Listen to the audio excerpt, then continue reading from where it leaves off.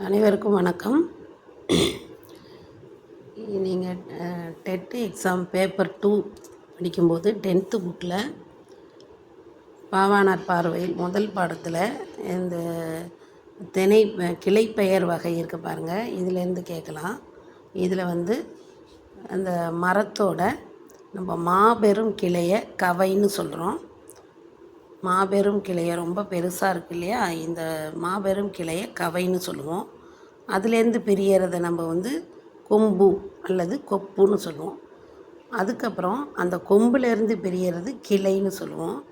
கிளையிலேருந்து பிரியறது சினைன்னு சொல்லுவோம். சினைனா நம்ம எப்படி ஒரு உறுப்பு தாவரத்துக்கு நமக்கு எப்படி ஒரு உறுப்பு இருக்கோ, கை கால் அது சினை, அது மாதிரி தாவரத்துக்கு சினைன்னு ஒரு உறுப்பு. சினையிலிருந்து பிரியறது போத்துன்னு சொல்லுவாங்க. போத்துனா சின்ன சின்ன கொம்பு மாதிரி இருக்கும். அதை விட சிறிய குச்சி மாதிரி இருக்கிறது அடுத்தது குச்சி. போத்துக்கு அடுத்தது குச்சி. குச்சிக்கு அடுத்தது இணுக்கு. இணுக்கு ரொம்ப ஊசி மாதிரி இருக்கும். அதை தான் நம்ம மரத்திலிருந்து பிரியக்கூடிய அந்த கிளைப்பெயர் வகையில் வரும். ஃபஸ்ட்டு பார்த்திங்கன்னா கவை.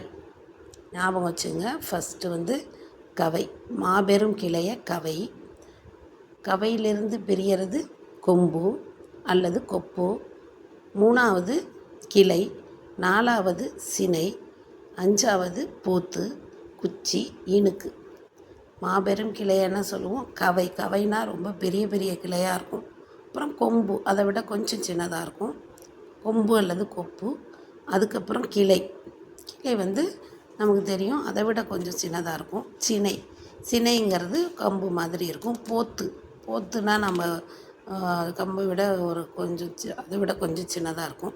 குச்சி தெரியும் நமக்கு, ரொம்ப மெலிசாக இருக்கும் குச்சி. இணுக்கு அதை விட சின்னதாக இருக்கும். இதை நீங்கள் ஞாபகம் வச்சுங்க. கவை, கொம்பு அல்லது கொப்பு, கிளை, சினை, போத்து, குச்சி, இணுக்கு. இது உங்களுக்கு கிளைப்பெயர் வகையில் வரும். அடுத்து பார்த்திங்கன்னா இலைப்பெயர் வகை. ஒவ்வொரு தாவரத்துக்கும் இலைகளுக்கு வெவ்வேறு பெயர்கள் இருக்குது. பாருங்கள், புளிய இலை, வேப்ப இலை. புளி வேம்புக்கு இலைன்னு சொல்லுவோம். நெல்லுக்கு புல்லுக்கெல்லாம் தாள்னு சொல்லுவோம். சோளம் கரும்புக்கெல்லாம் தோகைன்னு சொல்லுவோம். இதெல்லாம் கேட்பாங்க. அது மாதிரி தென்னை பனை இதுக்கெல்லாம் ஓலைன்னு சொல்லுவோம். இது இலை பெயர் வகை. நம்ம கிளை பெயர் வகை பார்த்தோம். இது இலை பெயர் வகை. இது அடுத்தது குலை பெயர் வகை. அதில் கொத்து கொத்தாக இருக்கும் பார்த்திங்களா. அவரை, துவரை இதெல்லாம் கொத்து கொத்தாக இருக்கும். அதேமாரி திராட்சை கொலையாக இருக்கும். முந்திரி இதெல்லாம் குலையாக இருக்கும். அடுத்தது வாழைத்தார். இது நமக்கெல்லாம் தெரியும். தாறு. கேழ்வரகு, கதிர். இது என்னென்னா குலை பெயர் வகை. நம்ம கிளை பெயர் வகை பார்த்தோம். அடுத்தது இலை பெயர் வகை பார்த்தோம். அடுத்தது குலை பெயர் வகையும் பார்த்தோம். அவரை துவரை கொத்துன்னு சொல்லுவோம். திராட்சை கொடி முந்திரியை குலைன்னு சொல்லுவோம். வாழையை தாருன்னு சொல்லுவோம். கேழ்வரகு கதிர்னு சொல்லுவோம். அதுக்கடுத்து பார்த்திங்கன்னா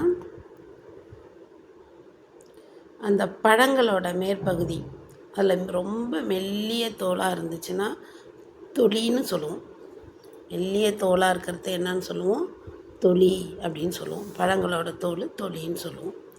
திண்ணமாக ரொம்ப கொஞ்சம் வன்மையாக கடினமாக இருந்துச்சுன்னா அதை என்ன சொல்லுவோம்னா ஓடு அப்படின்னு சொல்லுவோம். கடினமாக இருந்ததுன்னா ஓடுன்னு சொல்லுவோம். அடுத்தது ஓடு, குடுக்கை அப்படின்னு சொல்லுவோம். தேங்காய் நாற்றோட மேல் பகுதியை மட்டைன்னு சொல்லுவோம். அதுக்கப்புறம் பார்த்திங்கன்னா மணி பெயர் வகை. தானியங்கள் பார்த்தோன்னா நெல், புல் இதெல்லாம் கம்பு, இந்த தானியங்கள்லாம் அதை குறிக்கக்கூடிய சொல் கூலம். நெல், புல், கம்பு இதெல்லாம் குறிக்கக்கூடிய சொல் கூலம் அப்படின்னு சொல்லுவோம். அதே மாதிரி கூலம் அப்படின்னா எப்படி ஞாபகம் வச்சுக்கலாம் அப்படின்னா, இதெல்லாம் சின்ன சின்ன ரொம்ப சின்னதாக இருக்கும் இல்லையா, அதை குவிச்சு வச்சுருப்பாங்க. கூலம். கூடையில் அள்ளிட்டு போவாங்க. கூடையில் அள்ளுவாங்க. அப்போ கூ ஞாபகம் வச்சுங்க. கூலம். அவரை, உளுந்து, பயிறு உள்ளே வந்து நம்ம பார்த்தோன்னா பயிர் இருக்கும், உளுந்துலையும் காய் மாதிரி இருக்கும், பிரித்தா பயிர் இருக்கும், பயிர் வகை. அது மாதிரி வேர்க்கடலை, கொண்டைக்கடலை, அது கடலை வகை, அதிலே கடலை இருக்குது. கத்தரி, மிளகாய், அதில் விதை இருக்கும் இல்லையா, விதை. புளி, காஞ்சிரை, இதெல்லாம் வந்து நச்சு மரம், காழ்னு சொல்லுவோம். அடுத்தது வேம்பு, ஆமணக்கு, அதுக்குள்ளே வந்து முத்து முத்தாக இருக்கும், அதோட பருப்பு வந்து முத்து முத்தாக இருக்கும், முத்து. மாப்பனை, உள்ளே கொட்டை இருக்கும், அதனால் அது கொட்டை. தென்னை வந்து தேங்காய். அவரை துவரை வந்து முதிரைன்னு சொல்லுவோம். இதெல்லாம் வந்து தானியங்கள், தானியங்களை குறிக்கக்கூடிய சொல். திரும்பவும் பார்க்கலாம். நெல், புல், கம்பு, இதெல்லாம் வந்து கூடையில் அள்ளுற மாதிரி இருக்கும், அதனால் கூளம். அவரை, உளுந்து, இது வந்து பயிர், பிரித்தா பயிர் இருக்கும், உள்ள பயிர் வகை. வேர்க்கடலை, கொண்டைக்கடலை, அதிலே இருக்குது கடலை. கத்தரி, மிளகாய், விதை இருக்கும், உள்ள விதை. அடுத்தது புளி, காஞ்சிரைலாம். காஞ்சிரைங்கிறது ஒரு ஒரு காழ்னு சொல்லுவாங்க, நச்சு மரம்னு சொல்லுவாங்க. அது வந்து அரிக்கும், அதனால் காழ்னு பேர். வேம்பு, ஆமணக்கு வந்து அதில் வந்து முத்து முத்தாக பெருசாக இருக்கும், அதோட கொட்டையெல்லாம் முத்து. மாப்பனை நமக்கே தெரியும், கொட்டை. தென்னை வந்து தேங்காய். அவரை துவரை, முதிரை, இதுதான் வந்து தானியங்கள் குறிக்கும் சொல். அடுத்தது இளம்பெயர்களின் பெயர் வகை. இளம்பெயர்களின் பெயர் வகை அப்படின்னு நம்ம பார்த்தோம்னா என்ன இருக்குது பாருங்கள். இளம்பெயர்களோட பெயர் வகை பாருங்கள். நெல், கத்திரி. நெல் நாற்றுன்னு சொல்லுவோம், நெல்லோட இளம்பெயர் நாற்று. கத்திரியும் வந்து நாற்றுன்னு தான் சொல்லுவோம்.